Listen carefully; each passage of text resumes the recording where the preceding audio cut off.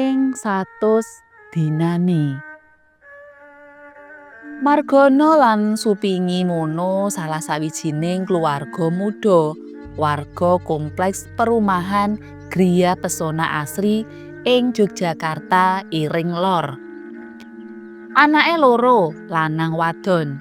Sing gedhe kelas 5 SD lan sing cilik kelas 1 SD. Klebu keluarga kelas menengah kang penghasilane cukup. Maklum wae, wong loro maju bareng golek pangupa jiwa. Keri-keri iki keluarga mau rada mumet. Sing jalari mumet dudu babagan dioyak kebutuhan padinan, nanging masalah pembantu rumah tangga. 5 dina kepungkur, Mbok Merta rewange sing setya pamit arep metu. Ora merga ana masalah ing antarane Mbok Merta karo Supingi, Margana apa dene anak-anake. Nanging merga Mbok Merta arep diboyong anak ragile menyang Lampung. Sarana anak ragile Mbok Merta kang bebara menyang Tanah Sabrang ing wektu iku uripe wis mapan. Sukses nggeluti usaha warung bakmi Jawa ing kutha Bandar Lampung. Kanggone Mbok Merta dhewe kang anggone ngenger ing kono wis 11 taun lawase. Sejatine wis cocok lan srek melu keluarga kasebut. Déning Supingi, Margana lan anak-anake wis dianggep kaya batihe dhewe. Janjane aku yo kabotan yen kok tinggal, Mbok. Nanging yo piye maneh? Lah wong iku hake anakmu. Aku ora duwe hak gondeli kenceng sampeyan tetep ning kene. Sesuk Mas Margana ben golek ning yayasan kanggo gantimu. Ujare Supingi ngondhok-ondhok. Nggih, Bu. Kula inggih empun criyos anak kula. Anggen kula medal yen ngriki sampun wonten gantinipun. Kandhane Mbok Merta gawe ayem atine Supingi. 2 dina candhake, Margana mulih saka kantor rada telat. Yah mene kok lagi kondur, Mas? Sida ning yayasan golek pembantu. Entuk ora, Mas? Takone Supingi selak kepingin ngerti hasile. Pangestumu, Dik. Entuk, jenenge Sutarsih. Asal saka Purworejo, umure 18 taun. Aku mau ya wis tepungke karo bocahe. Muga-muga pamilihku ora kleru. Sesuk awan arep diterke mrene. Wangsulane Margana. Nyes, rasa pangrasane Supingi. Ateges anggone mumet ditinggal pembantu ora kedawa-dawa. Dina candhake ana petugas saka Yayasan Cahaya Asih teka meterake rewang kang aran Sutarsih. Nyawang satleraman bocah mau ana rasa seneng mungguing Supingi. Supingi kang lulusan Fakultas Psikologi UGM ndeleng polatan, sikep lan solah bawane bocah mau wis bisa ngrahita. Yen Sutarsih calon rewang kasebut klebu bocah lantip lan duwe rasa tanggung jawab. Tarsih, muga-muga awakmu krasan kerja ning kene. Dene yen ana apa ta apa kowe matur bloko wae. Aja sungkan-sungkan. Ya, Mbak. Ujare Supingi karo menehi arahan apa wae tugas-tugas sing kudu diayahi Sutarsih. Siji ing antarane ya iku ngeterake lan methuk sekolahe Sita Asita, anake Ragil Supingi. Keluargane Margana klebu bejo, dene anggone golek rewang liwat yayasan ora kleru. Akeh kasus Rewang lagi nyambut gawe durung genep 2 sasi, wis kandha ora kerasan. Pamit metu kanthi alesan sing digawe-gawe. Tarsih bocahe sregep, trampil lan cepet ngerti samubarang gawe. Satemah Supingi ora nganggo perintah iki, akon kae kabeh wis lumaku. Yen esuk ngeterake sekolah banjur jam 10:30 metuk sekolah Sinta. Kanthi diboncengake pit ontel. Diarani cedhak ya ora, diunekke adoh ya ora. "Sih, kowe bisa numpak pit motor?" takone Supingi ing sawijining sore. Saged Bu, ning dereng pati lanyah. Lah mboten gadah piyambak. Wangsulane tarsih. Kene ana pit motor nganggur, arang-arang dinggo.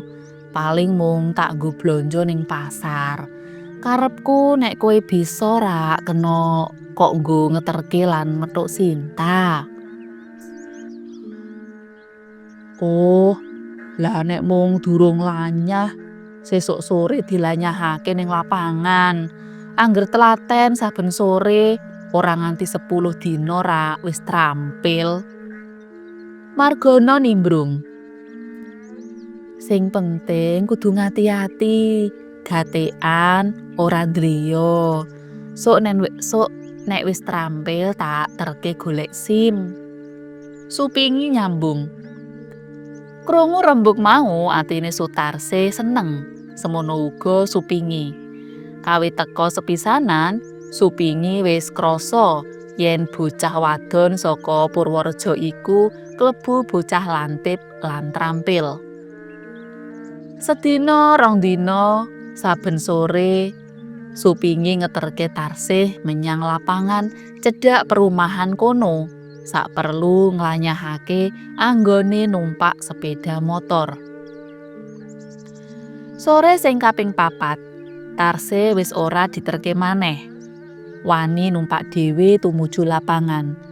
Kadang mecaki dalan padesan kang ora pati rame lalu lintase. Nah, bener kan ngendikane bapak? Ora nganti 10 dina kowe wis trampil numpak pit motor. Ujare Supingi. Sawise yakin temenan yen tarsih wis trampil anggone numpak pit motor, Supingi ngejak tarsih menyang Mapolres sak perlu golek SIM C. Ya wis kono ndang mangkat. Hati-hati, rasa banter-banter. Ujare Supingi nguntapake tarsih nalika sepisanan ngeterake sekolah Sinta numpak pit motor.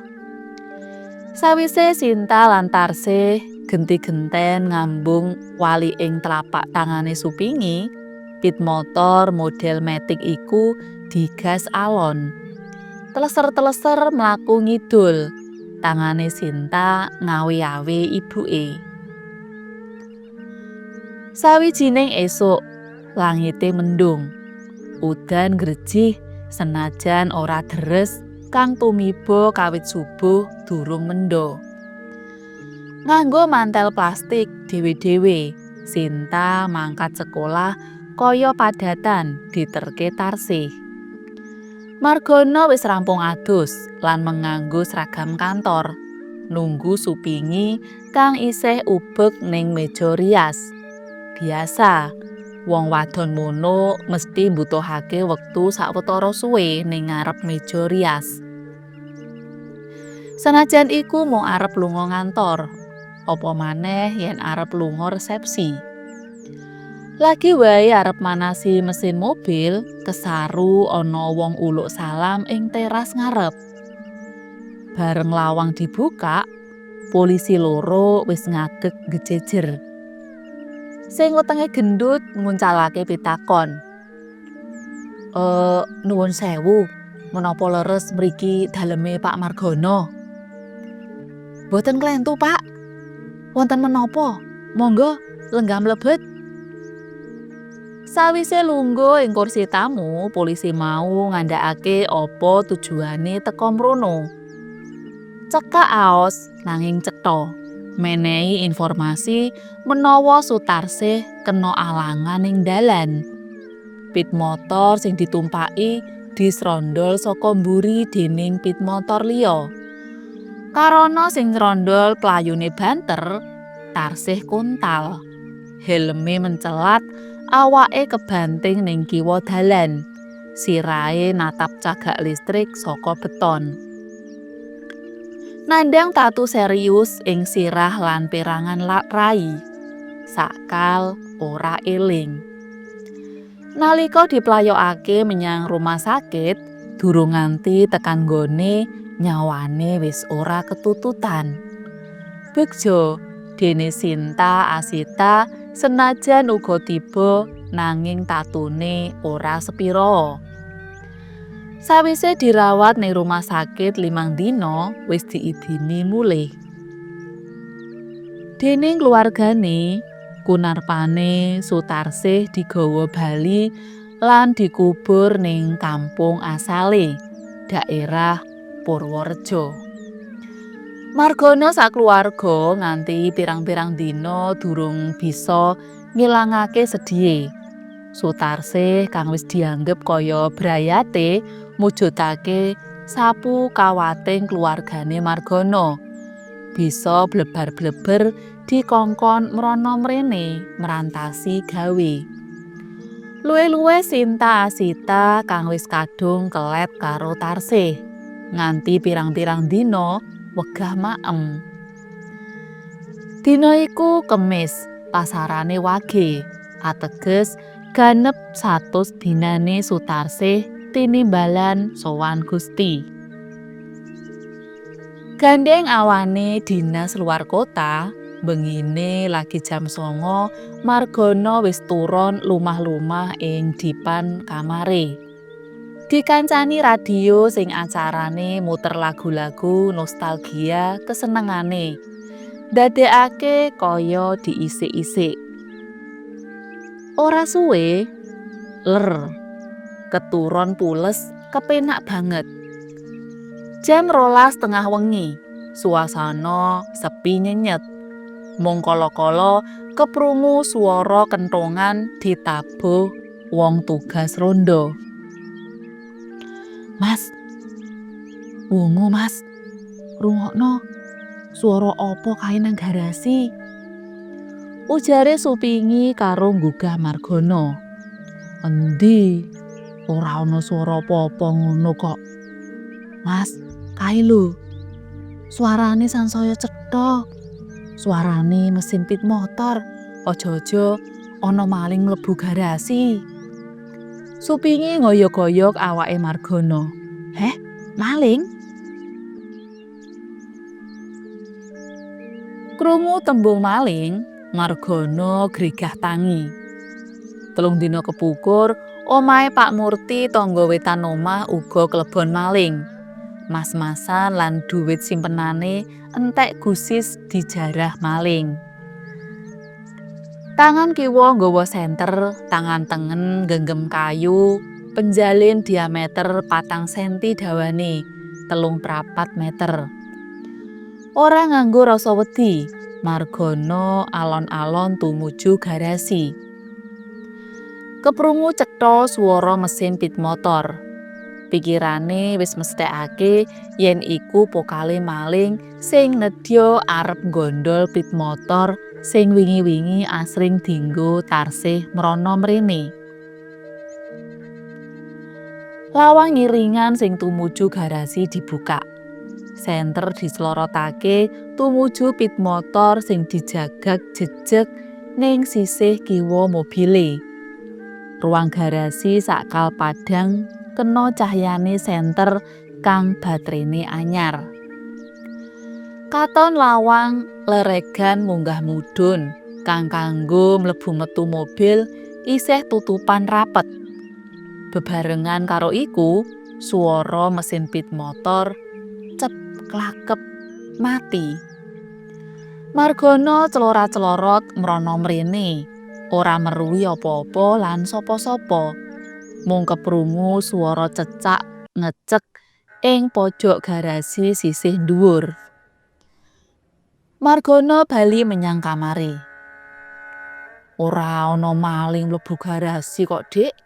Wis turu maneh wae. Sesuk ndak karipan. Wong loro bali kemulan maneh, nutugake turu. Wengi candhake ing wayah kang padha kupinge supingi maneh-maneh krungu swara mesin pit motor ning garasi. Yen wengi bengi swasana mesin iku kaya mung dipanjer. Wengi iku beda. Muni let sedhela mati. Muni maneh ora suwe mati maneh. Kaya dene wong sing njaluk kawigaten. Coba tak tilikane maneh. Kandhane Margono. Persis kaya dek bengi wingine. Nalika Margono durung buka lawang ngiringan tumuju garasi, swara mesin pit motor iku isih keprungu cetha. Bareng lawang dibuka lan diceloroti lampu senter, sakal swara mesin iku cep-klakep ilang. Margono wiwit graita yen kedadian iki dudu kedadian kang sakbaene. Dheweke bali menyang peturon. Aja-aja arwahe Tarsih bali tilik mrene, Dik. Yen ora kleru dina Kemis Wage malem Jumat Kliwon wingi kuwi rak genep 100 dinane Tarsih tinimbalan Gusti to? Ujare Margono alon. Oh, iya Mas. Aku banjur kelingan kandhane Sinta 3 dina kepungkur. Jarine sore-sore ngarepake maghrib, dheweke weruh glibete Tarsih ning garasi. Mbok menawa saking kangene marang Tarsih, Sinta nglayoni. Tekan garasi ora ana sapa-sapa. Sinta kandha ngono karo nangis mrimbik-mrimbik. Lagi iku aku cerita karo panjenengan, Mas. Lan jenengan pirang-pirang dina dinas luar terus. Kandhane supingi. Ya wis, saiki awake dhewe sembahyang bareng nyuwun mring Gusti Kang Maha Murah amprih kersa paring pangapura marang kabeh dosa-dosane Tarsih. Muga-muga Tarsih enggal pinaringan papan kang sakmestine ing ngarsane Gusti Allah. Wengi candhake Margono ngundang jemaat ing lingkungane disuwun bareng-bareng sembayang ngirim donga kanggo arwahe Sutarsih. Amprih arwahe Sutarsih enggal antuk papan kang sakmestine. Donga lan panyuwunan kang tulus mau kanyata kapireng dening Gusti Kang Maha Tresna mring umate. Ing wengi-wengi candhake saka ruang garasi wis ora keprungu maneh swara mesin pit motor. Cutel.